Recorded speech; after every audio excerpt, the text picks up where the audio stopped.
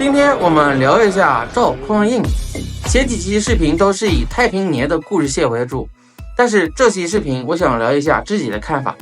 因為據我所知，趙匡胤當皇帝遠沒有電視劇中來的那麼困難，因為他就是命中注定要做天子的人，他命中注定就带着很強的玄学色彩。公元960年正月初二，開封府上空出现了千年难遇的景象，一上一下两個太陽在雲層中相互湧動，像是在爭鬥。百姓們抬頭望天，有人驚慌，有人怪拜，有人竊竊私語。因為人們知道天无二日，而不久的將來怕是要变天了。同一時刻，陳橋驛的軍營裡，一個叫趙匡胤的將軍正站在營帳外，盯着天空出神。他身邊站着一個道士打扮的人，叫苗訓。此人精通風角星象，是陳摶老主的弟子。苗訓順着趙匡胤的目光看去，緩緩開口：“天象已現，天命所歸。”趙匡胤沒有回頭，只是問了一句：“你確定？”苗訓答：“迭解做天子。”這句話去年就已經傳遍了開封。趙匡胤當時沉默了很久，轉身走進營帳。那一夜他沒有睡着。第二天清晨，一群將領衝進他的營帳，把一件黃袍披在他的身上。三呼萬歲的聲音震得帳篷都在抖。趙匡胤驚醒過來，推辭再三，最後說了一句：“你們貪圖富貴，立我為天子，那我的話你們聽不聽？”就這樣，三辭三讓之後，約法三章之後，大宋開始了。可這一切真的只是巧合嗎？那個叫苗訓的道士為什麼偏偏出現在陳橋？那句迭解做天子的讖語又是從何而來？趙匡胤的命究竟是注定的，還是他一步一步走出來的？故事要從33年前說起。後唐天成2年3月16日，洛陽賈馬營。那天夜裡，趙家的院子忽然騰起一片紅光，照得四周如同白晝。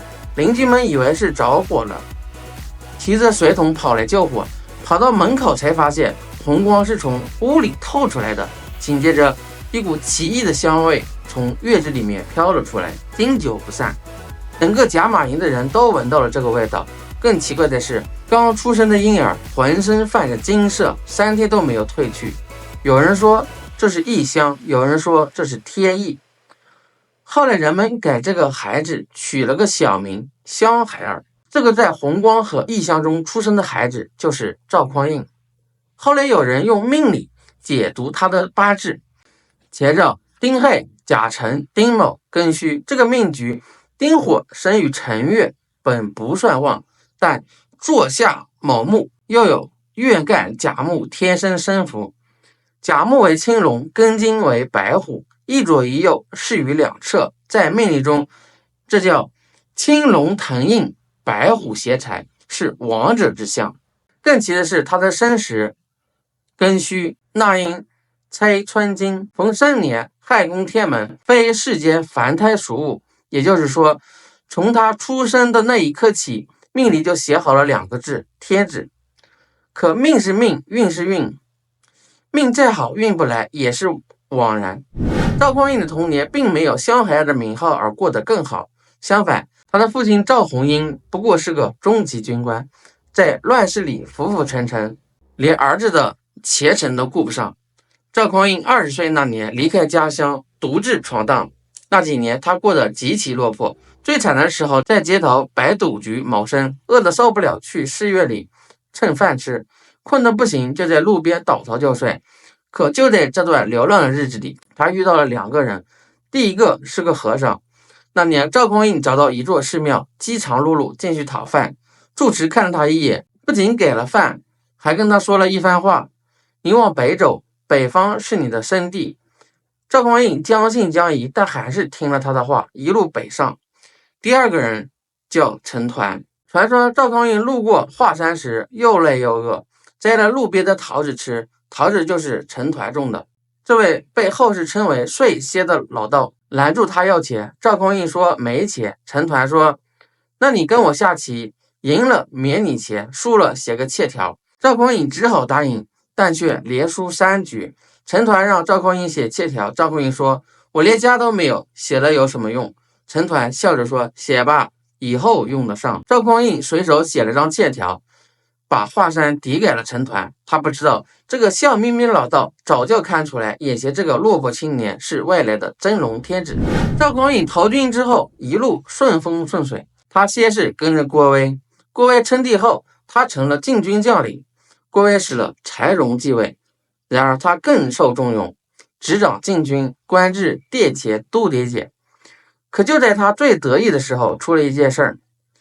显德6年，柴榮北伐契丹。柴榮行軍途中，批閱文書時，發現了一個皮囊，打開一看，裡面裝着一塊木牌，上面寫着5個字：迭解做天子。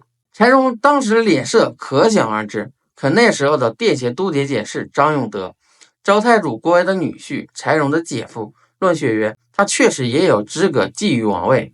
柴榮心生猜忌，班師回京，立刻免了張永德的職，讓趙匡胤接任殿前都牒檢。